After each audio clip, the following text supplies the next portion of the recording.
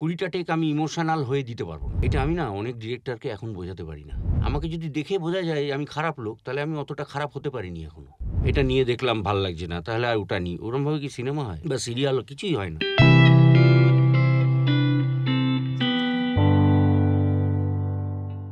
কবি বলেছেন মেলাবেন তিনি মেলাবেন। আমার সঙ্গে যে ভদ্রলোকটি আছেন তিনি কি বলেন? ম বলি না, ক বলি। কেলাবেন তিনি কেলাবেন।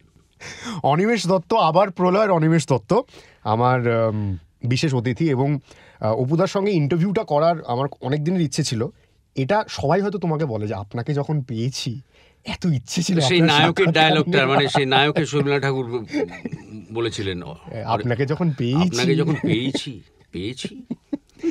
তো যেটা আমরা করব ভেবেছি দুজনে মিলে, অপুদাও সমর্থন করেছে আমার ভাবনাটা, সেটা হচ্ছে আমরা এই যে অপুদার এত দীর্ঘদিনের একটা যাত্রাপথ রয়েছে, সেটা টিভি, তারপরে সিনেমা, এবং শুধু অভিনেতা নয়, শুরু হয়েছে থিয়েটার দিয়ে, এবং শুধু অভিনেতা নয়, ডিরেকশনেও।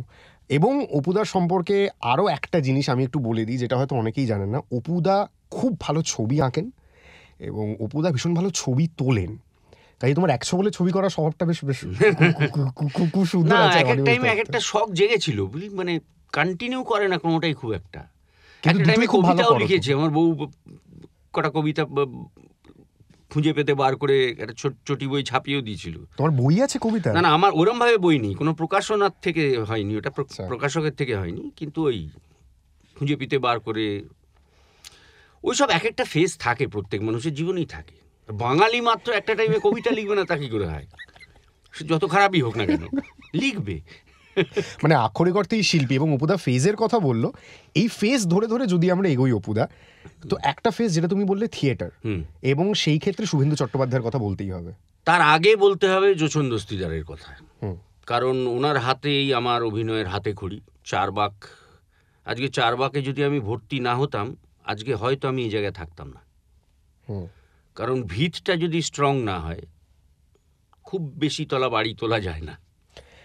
চারবাক নিয়ে যারা জানেন না, যারা চারবাক শুনে হতবাক হয়ে যাচ্ছেন, তাদেরকে একটু ছোট্ট করে বলি। চারবাকে ফেলু তোপসের প্রথম দেখা। একদমই তাই। এইবার লোকে বুঝতে পারে, ও আচ্ছা, সব্যসাচী চক্রবর্তী কাজ করতে না, তখন তো গোরা।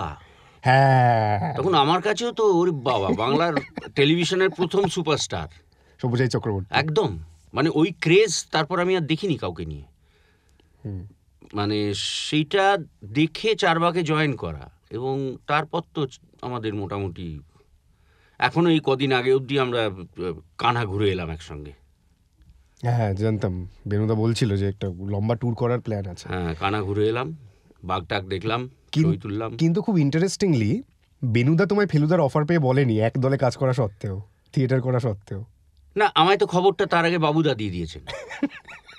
কারণ আমি তখন থিয়েটার করছি বৈশাখী ঝড়, মানে আমি তখন প্রফেশনাল থিয়েটারে চলে এসেছি। আচ্ছা, অভিনয় করছো প্রফেশনালি? হ্যাঁ, বাবার নির্দেশনায় বৈশাখী ঝড় বলে, অল মাই সানস থেকে একটা বাংলা অ্যাডাপ্টেশন। তো তখন আমাকে বাবুদা ডাকেন এবং বলেন যে এরকম আমরা ভাবছি। তখন আমার টং করে মনে পড়ে যায় যে এটা আমাকে বলেছিলেন মানিক জেঠু নিজে, মানে রবি জেঠুর এক বন্ধুর ছেলের বিয়েতে। তো জেঠিমা আমাকে ডেকেছিলেন, বলে দেখ শোন কি বলছে। আমি প্রণাম করেছি, আমি বললাম, আমায় বললেন যে তুমি খুব ভালো তোপসে হতে পারতে। ওই গলায়? সেটা আমি নকল করার চেষ্টাই করছি না, তুমি খুব ভালো তোপসে হতে পারতে। আমি বললাম, মুখ ফসকে বেরিয়ে গেল, কারণ শুনেছি তার আগে, আপনি তো আর করবেন না। কি করে করব, সন্তোষ নেই। এখন রবির বয়সটা যদি আর একটু বাড়ে, বাবু যদি কোনোদিন করে। মানে রবি ঘোষ ওনার নিজের মাথাতেও ছিল? ছিল। রবি জেঠুকে না উনি একটা আলাদা জায়গা দিতেন। মানে বারবার বলেছেন, মানে অন্য আমার বাবার কাছ থেকে শোনা, এর কাছ থেকে শোনা, যে রবি জেঠু যদি ইন্টারন্যাশনালি একজন স্টার হতেন, তাহলে অস্কার টস্কার অনেকগুলো পেতেন। বিশেষ করে জন অরণ্যর ওই চরিত্রটা অসম্ভব। মানে ওই টাইমিং সেন্স, আমার যতটুকু যা শিক্ষা এদের কাছ থেকেই পাওয়া, কিন্তু এদের দেখে দেখে। কারণ সব তো শেখানো যায় না, নিজেকেও কিছু নিতে হয়। তো এদের ছবি দেখেছি, এদের অভিনয় দেখেছি, থিয়েটার দেখেছি, এসব করেই আর কি একটু হেল্প পেয়েছি আর কি। আমি শুধু ভাবছি, তুমি যখন টিভির পর্দায় ফেলুদা করতে যাচ্ছ, বাক্স রহস্য যখন করতে যাচ্ছ, তোমার একদিকে টেলিভিশনের প্রথম সুপারস্টার সব্যসাচী চক্রবর্তী, আরেকদিকে রবি অন্যদিকে ঘোষ। রবি ঘোষ, মানে ওই জলে কুমির ডাঙা আমি নিজেকে কি বুঝিয়েছিলাম জানিস তো, আমি একদম রিল্যাক্সড হয়ে গিয়েছিলাম, জাস্ট নিজেকে বুঝিয়েছিলাম সব থেকে বেশি যদি সমালোচিত কেউ হয় তাহলে এরা দুজন হবে, আমি তার থেকে একটু কম হব। তো কাজেই সেটা আমায় খুব সাহস জুগিয়েছিল। নিজের মতন করে একটা চরিত্র নিজের মতো design করে করে। নিজেকে বুঝিয়েছিলাম হ্যাঁ। যে ভাই তোপসে অনেক পরে আসছে, আগে দেখ ফেলু লালু এই দুজনকে নিয়ে কিভাবে নেয়। কিন্তু দারুণভাবে অ্যাকসেপ্টেড হয়েছিলেন, এবং তবে আমরা এখনো মনে করি, তোমাদের ওই থ্রি মাস্কেটিয়ার্স আমরা এখনো মনে করি প্রথমটায় আমরা হয়তো অতটা ভালো ছিলাম না, গোসাইপুর সরগরম থেকে আমরা ঢুকে গিয়েছিলাম। কিন্তু কি মানে ভাগ্যের কি পরিহাস, গোসাইপুর সরগরমেই এটাই তো হচ্ছে মানে রবি জেঠু যদি আর কয়েকটা করার চান্স পেতেন, আমরা ফাটিয়ে দিতেন। অন্য আরেকজন লালমোহনবাবু পেয়ে যেতাম। মানে সেটা হয়, এখন কি করা যাবে। আর যেটা আমার খুব ইন্টারেস্টিং লেগেছিল রবি ঘোষের চরিত্র চিত্রণে, উনি সন্তোষ দত্তকে কপি করার কোনো না, চেষ্টা একদমই করেননি, নিজের মতন একদমই করে করেননি। করেছেন আর কি। এবং যেটা- তার টাইমিং, বাপরে বাপ, এখনো মানে চোখের সামনে ভাসে। তো সেই ফেসটা নিয়ে আমরা পরে আসবো, এই যে ফেলু লালুর ফেসটা নিয়ে আমরা পরে আসবো। আগে যদি এক আকাশের নিচে ফেসটা নিয়ে কথা বলি, আমার বহুদিনের ইচ্ছে তোমাকে শুধু এক আকাশের নিচে নিয়ে একটা 1 ঘন্টার ইন্টারভিউ করার। কি এক ছিল ঘন্টায় অভিলাষী হবে না, সেগুলো? কারণ হবে না। 5.5 ঘন্টার 5.5 বছরের একটা সিরিয়াল, হ্যাঁ। আর এত স্মৃতি, ওটা 1 ঘন্টায় হবে না। কেমন ছিল সময়টা অপুদা এক আকাশের নিচে? সময়টা মানে আমাদেরই ছিল, প্রডিউসারের হাতে খুব একটা সময় ছিল না। কোনো বাধা ধরার কোনো নিয়ম আমরা মানিনি কখনো। রবি ওঝা নিজে লিড করেছেন সে ব্যাপারে। Scene প্রডিউসার এসেছে- পালিয়ে গেছিল তোমাদের? হ্যাঁ, প্রথম প্রডিউসার ছিলেন পদ্মিনী কোলাপুরিজির হাজবেন্ড টুটু শর্মাজি। পালিয়ে তো গেছিল। কদিন পরে শুনলাম উনি আর নেই। তো কি করে থাকবেন, মানে যদি 20 দিন শুটিং করি, হুম। 20 দিন শুটিং করছি 15-16 ঘন্টা ধরে, যদি ফুটেজ হয় আধ ঘন্টা, তাহলে কি করে থাকবেন একজন প্রডিউসার? এমনও হয়েছে 18 ঘন্টা শুটিং করেছি, সারাদিনে ফুটেজ হচ্ছে 3.5 মিনিট।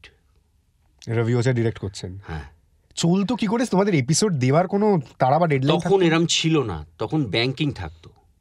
আচ্ছা। মানে এটা চালু হওয়ার আগেই এই সিস্টেমটা, যে টেলিকাস্ট শুরু হওয়ার আগে আমরা অনেক দিন ধরে শুটিং করছি।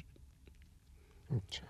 এবং এমনও হয়েছে, মানে রবি স্ক্রিপ্ট পেয়েছে, এ কই সিনে ফালতু সিনে ফেক দে, ফেলে দিল স্ট্রেট, ওয়ান লাইনারটা নিল, কি গল্প কোথা থেকে কোথায় যাবে। এবার সিন তৈরি হচ্ছে, সেখানে শুধু ডিরেক্টর অ্যাক্টাররা নয়, ক্যামেরাম্যান, সাউন্ড রেকর্ডিস্ট সবাই বসে। মানে সেটা একটা অন্য সময় ছিল, এখন হবে না। এই যে এখন হবে না, সেটার কারণ কি তোমার মনে হয় এত শশব্যস্ততা বা তাড়া? হ্যাঁ, একটু তাড়া, মানে আমরা সবাই খুব ছুটছি, হয়তো বাধ্য হচ্ছি, কিন্তু অতটাও বোধহয় বাধ্য নই। একটু যদি স্লো যায় তাহলে বোধহয় বেটার হয়। কারণ এখন তো ব্যাংকিংয়ের বোধহয় খুব একটা সুযোগ সুবিধা দেয়া হয় না, মানে যেদিন থেকে shoot থেকে হচ্ছে ওয়ান পরের লাইনার দিন। পাল্টায়, তো সেইরকম হলে তো মুশকিল। এবং মানে আজকালকার দিনে আমি কাউকে ছোট না করেই বলছি, কারণ আমি ওই না, industry আমি সম্পর্কে কিন্তু বলবো জানি। আজকালকার যারা সিরিয়ালে অভিনয় করছেন তাদের ক্ষমতা আমাদের থেকে বেশি। কি অর্থে বলছো? আমরা প্রিপেয়ার করার জন্য অনেক টাইম পেতাম, মানে একটা সিন ভালো করার পেছনে অনেক সময় দেয়া হতো, সেটা এখন নেই।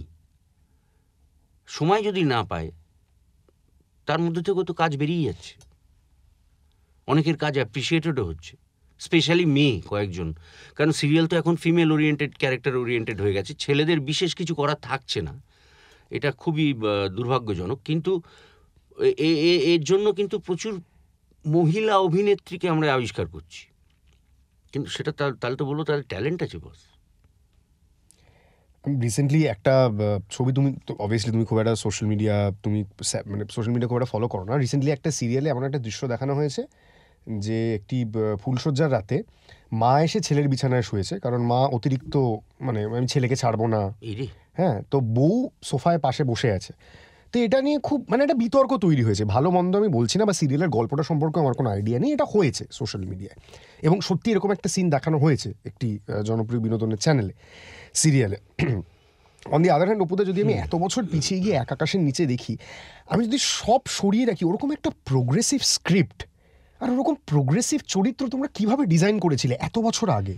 এটা তো রবি ওঝা, মিতালি রবির স্ত্রী, মেনলি গল্পর আইডিয়া তার, আরও অনেকে মিলে, এটা আমি জানি না, মানে এটার জন্য হয়তো তখন হয়তো এতটা কি বলবো, এই সংসারের ওই কি বলবো রান্নাঘর পলিটিক্স নিয়ে এত বেশি মাথা ঘামাতো না লোকে। ছোট ছোট সুখ দুঃখ হাসি, হ্যাঁ, লোককে হাসানোর বা দুঃখ দেওয়া বা কাঁদানোর এই প্রচেষ্টাটা অনেক বেশি থাকতো। এখন তো সবাই রাগানোর চেষ্টা করছে, সমাজটাই বড় অস্থির হয়ে গেছে। তুমি ডিরেক্ট করেছো এক আকাশের নিচে? 9 মাসের ওপর, লাস্ট 9 মাস। সেই গল্পটা কি? সেই গল্পটা মানে তখন এক আকাশের নিচে হচ্ছে, আর আমাদের রবি আমাকে আর কনিনিকাকে নিয়ে যে প্রথম ছবিটা তৈরি করছে, আবার আসবো ফিরে। তো তাতে রবি বলল যে এখন অন্য কোনো কাজ তুমি করো না। আচ্ছা, কনিকে বারণ করে দিল, আমাকে বারণ করে দিল। সিনেমার কাজ? সিনেমার কাজ হোক, আমি তো কোনোদিনই দুটো সিরিয়াল একসঙ্গে করিনি সেই সময়। আচ্ছা, কাজেই আর কোনো সিনেমা এলে এখন করো না। আমি বললাম তাহলে কি করে চলবে আমার, মানে আমার তো বিয়ে থা হয়ে গেছে, শুধু নয় বাচ্চাও হয়ে গেছে, কাজ করবে না বললে হয় নাকি?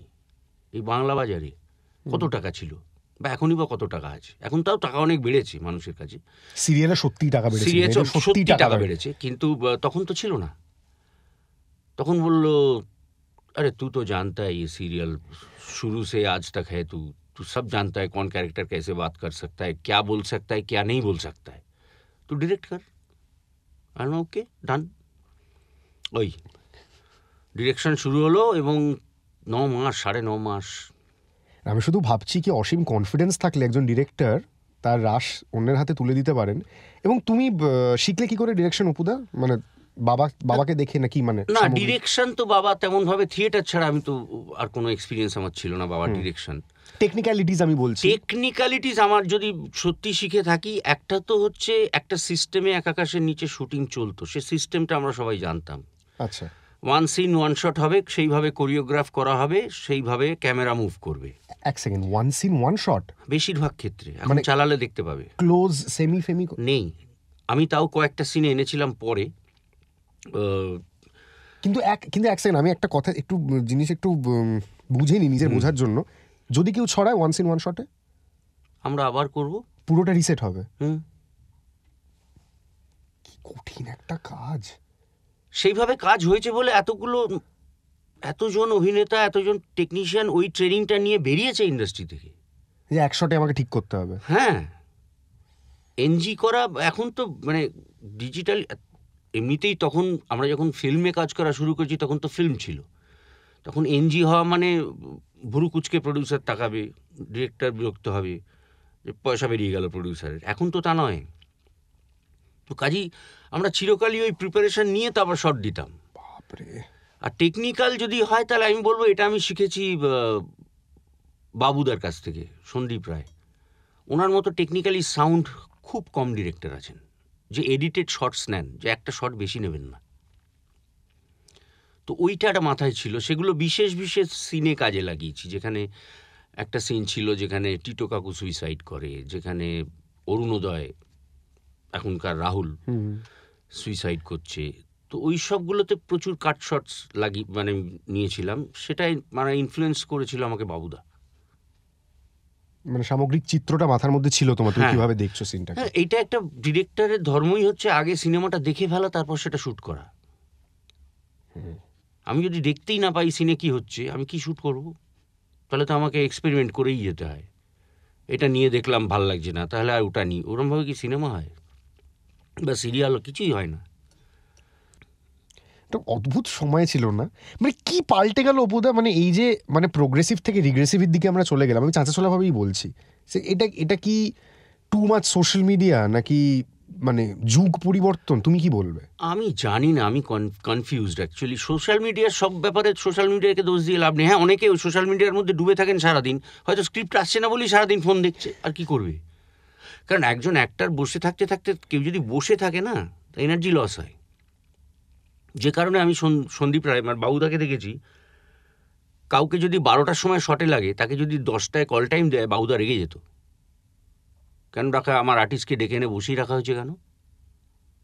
ওর এনার্জি লস হচ্ছে, বিরক্তি জাগছে মনে, আমি তোর কাছ থেকে সব থেকে ভালো কাজটা পাবো না। এই চিন্তাটাই এখন আর নেই। তার কারণ হচ্ছে একটা গাড়ি সবাইকে পিক আপ করতে করতে আসবে না, আমি জানি না কেন। ওই রিজিয়ন দিয়ে আসবে, একেও তুলে নে ওকেও তুলে নে, এনে বসিয়ে রাখ, গাড়ির পেট্রোলটা যাতে বেঁচে যায়। কে জানে, এখন তো সব নিজেদেরই গাড়ি আছে, তাও তো এসে বসে থাকে শুনি। তো সেই এক আকাশের নিচের ফেজ থেকে যদি আমরা একটু এগোই, একজন মানুষের কথা বলতেই হবে তোমার জীবনের ক্ষেত্রে, অঞ্জন দত্ত। ডেফিনেটলি যখন অন্যান্য ডিরেক্টররা আমাকে ছবিতে নিচ্ছেন না, অনেকেরই বক্তব্য ছিল যে যাদের সিরিয়ালে দেখা যায় তাদের দেখতে কেউ হলে আসে না, তখন বং কানেকশনের পরে একটার পর একটা ছবিতে অঞ্জনদা আমাকে নিয়েছেন এবং ভালো চরিত্রে নিয়েছেন। সে অঞ্জন দত্তের ওই কন্ট্রিবিউশনটা তো আমি ভুলতে পারবো না কোনোদিন। এবং এই বং কানেকশন না বলে আমি যদি তোমাকে ম্যাডলি বাঙালির চরিত্রটা ডিকোড করতে বলি, আমরা ডিসাইড করেছি আমরা এভাবে ইন্টারভিউটা করবো যে অপুদাকে আমি এক একটা চরিত্রের নাম বলবো, অপুদা সেটা ডিকোড করবে আমাদের জন্য, যে অপুদার ভাবনা চিন্তা কি। ম্যাডলি বাঙালির চরিত্রটা অসাধারণ লেখা হয়েছিল, আর অঞ্জন দত্ত যদি একবার স্ক্রিপ্ট রিডিং করে দেয়, তুমি তো চরিত্রটা চোখের সামনে দেখতে পাচ্ছ। কারণ অঞ্জনদার মতো ব্রিলিয়েন্ট অ্যাক্টর খুব কম আছে আমাদের ইন্ডাস্ট্রিতে, তো কাজেই সেটা আরো সহজ হয়ে গিয়েছিল। আমি খালি কতটা কপি করে দিয়েছি সেটা আমার ক্রেডিট, যে কতটা আমি নিতে পেরেছি। কি অপূর্ব চরিত্রটা লিখেছিল, মানে ভাবা যায় না। মানে চোখের সামনে কিছু চরিত্র দেখা যায় এরকম, আমি দেখেছি কোনো বনেদি বাড়িতে শুটিং করতে গেলে ওইরকম লোক দেখেছি, যে সকাল থেকে ভটকা খেয়ে পাজামার দড়ি ঝুলছে ঘুরে বেড়াচ্ছে সারা বাড়ি। সে রাজও নেই, সে রাজাও নেই, রাজত্বও নেই, কিন্তু ওই ঘুরে বেড়াচ্ছে। এখনও সেই আমাদের বংশে এই ছিল তাই ছিল, মনের মধ্যে রয়ে গেছে। তো সেরকম চরিত্র ওই সকাল থেকে মদ খায়। এবং এই মদ খাওয়ার সিনগুলো তো আছেই, খুব মজার। আমি একটা বিশেষ দৃশ্যের কথা তোমায় বলবো উপদে, যেটা আমি কমপক্ষে 1025 বার দেখেছি, যেখানে দরজা ধাক্কিয়ে তুমি ছেলের সঙ্গে যেখানে কাঁদছো, তুমি বলছো যে আমার মতন হোস না রে, আমার মতন হোস না, তারপর শেষ করছো বলে কিছু খেয়েছিস, এটা বলে চল বাবা ছেলে তুই মিলে আজকে, কি মানে কটা টেক দিয়েছিল বলে, কি ভাবছিলে? এগুলো বেশি টেকে হয় না, এগুলো হলে একটা কি দুটো টেকেই হবে, না হলে হবে না। কারণ ইমোশন ভেতর থেকে বারবার আসে না। 20টা টেক আমি ইমোশনাল হয়ে দিতে পারবো না, তখন আমায় গ্লিসারিনের সাহায্য নিতে হবে, আর তাতে করে আর্টিফিশিয়াল হবে। এটা আমি না অনেক ডিরেক্টরকে এখন বোঝাতে পারি না, যে ইমোশনাল টেক 25 বার করে টেক করো না। মানে এটার জন্য তোমায় অভিনেতা হতে হবে, তারপর ডিরেকশন দিতে হবে। সেটা খুব সুবিধা হয়েছিল অঞ্জন দত্তকে পেয়ে। একদম। কিছু কিছু মানুষকে পেয়েছি যাদের থেকে অনেক অনেক দেখে শিখে, যেমন কৌশিক গাঙ্গুলি, বা মেঘে ঢাকা তারার ক্ষেত্রে আমি কমলেশ্বর মুখার্জি। আজকে মেঘে ঢাকা তারায় নীলকণ্ঠ বাগচির যে চরিত্রটা যখন স্ক্রিপ্ট রিডিং দিয়েছিল, তখনই তো আমি বুঝে গেছিলাম কি করতে হবে। তো এইগুলো খুব হেল্প করে। এবং তারপরে তোমার নিজস্ব কিছু ইনপুটস থাকে নিশ্চয়। আমি শুধু সব তো থাকেই, এক একজন এক এক, আমার জায়গায় যদি আরেকজন করতো সে তার মতো কিছু ইনপুটস দিয়ে একটা হতো, কিন্তু রাফলি ওই ব্যাপারটাই থাকতো। কারণ ডিরেক্টর যা চায় সেটা সে বুঝিয়ে দিচ্ছে পরিষ্কার করে অ্যাক্টরকে। আমি শুধু ভাবছি ওই টেকটা দেওয়ার আগে তোমার মাথায় কি চলছিল অপুদা? মাথায় কিছু চলছিল না, ব্ল্যাঙ্ক রেখে দিতে হয়।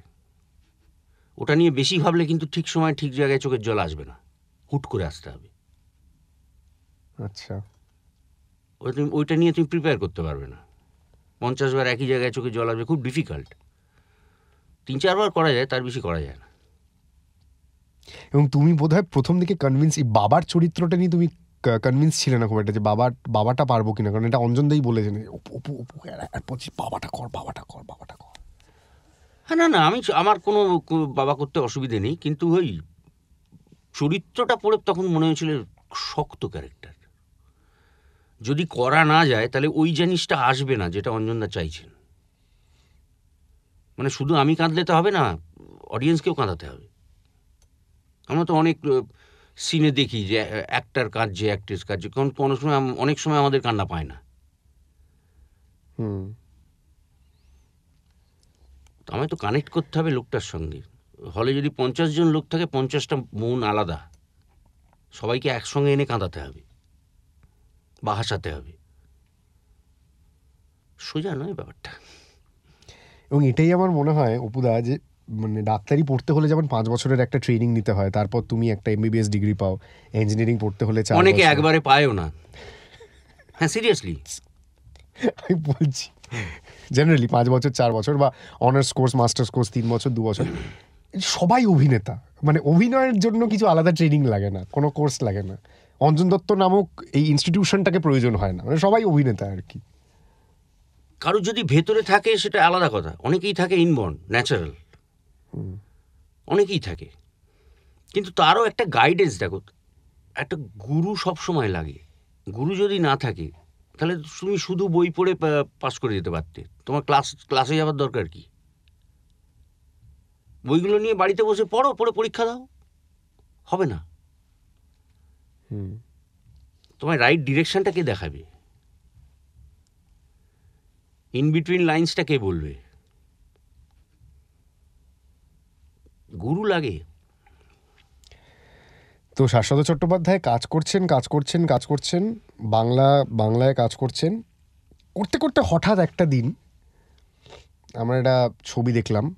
একজন প্রেগনেন্ট মহিলা কলকাতায় এলেন, তিনি তার স্বামীকে খুঁজছেন।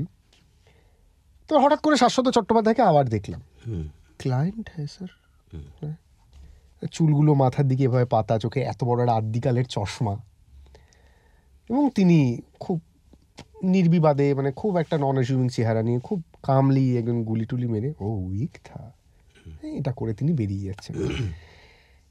কি করে করেছিলে? টেক আস থ্রু বব বিশ্বাস, কিভাবে হয়েছিল? মানে রোলটা একটা জিনিস যেটা আগে থাকতে ঠিক করে রেখেছিলাম আমি এবং সুজয়দা মিলে কথা বলে, যে এত বছর ধরে তো অনেক ভিলেন দেখলাম, তাদের দেখলেই মনে হয় তারা খারাপ লোক। তাহলে তারা অতটা খারাপ লোক নয়। আমাকে যদি দেখে বোঝা যায় আমি খারাপ লোক, তাহলে আমি অতটা খারাপ হতে পারিনি এখনো, তাই না? তো কাজে এমন একটা চেহারা হতে হবে যাকে চারদিকে কেউ ফিরেও তাকাবে না, যে ইজিলি এটা খুন করে ভিড়ে দাঁড়িয়ে থাকবে, পুলিশ খুঁজে পাবে না তাকে, দেখবেই না তো তার দিকে। ওইটা ক্লিকড।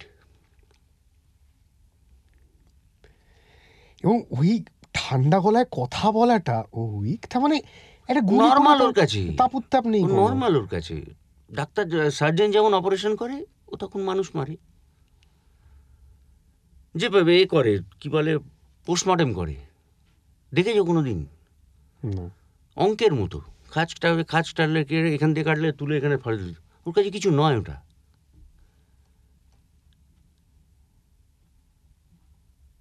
রোজ করছে তো জল ভাত। তুমি সেটাকে আয়ত্ত করার চেষ্টা করেছিলে। অনেক সিনেমায় দেখবে মানে ডাক্তার বেরিয়ে এসে পেশেন্ট পার্টিকে খবর দিচ্ছে সে যে পেশেন্টের অবস্থা ভালো নয়, সে এমন ইমোশন দেবে মনে হচ্ছে ডাক্তারই আসলে পেশেন্টের ছেলে। তা তো হওয়ার কথা নয়। তার কাছে খুবই ক্যাজুয়াল একটা খবর পৌঁছে দেওয়া, তার জন্য এটার জন্য ওটা আমায় করতে হবে, এটা it has to be done, that's it, practical. কারণ ওকে তো আবার অন্য একটা পেশেন্টের কাছে যেতে হবে ওনাকে। তো এগুলো তো একটু মানে ভেবে নিলে, একটু র্যাশনাল থিঙ্কিং থাকলেই হয়। হ্যাঁ, র্যাশনাল থিঙ্কিং থাকলে হয়, কিন্তু বব বিশ্বাসের শেষ দৌড়টা কি হয়, কি করে ডিজাইন করেছিল ওটা? ডিজাইন কিছু নয়, মানে একটা আনফিট লোক পেট লাগিয়ে দিয়েছিল, এমনি দৌড়তে পারছিলাম না। মানে তবে যেটা হয়েছিল, যেটা লাস্টে আমি যেটা মানে ওই গাড়িটা লাস্ট ধরতে গিয়ে পা পিছলে পড়ে গেলাম, ওটা তো 100টেই আছে, ওটা অ্যাক্সিডেন্টালি পড়ে গিয়েছিলাম।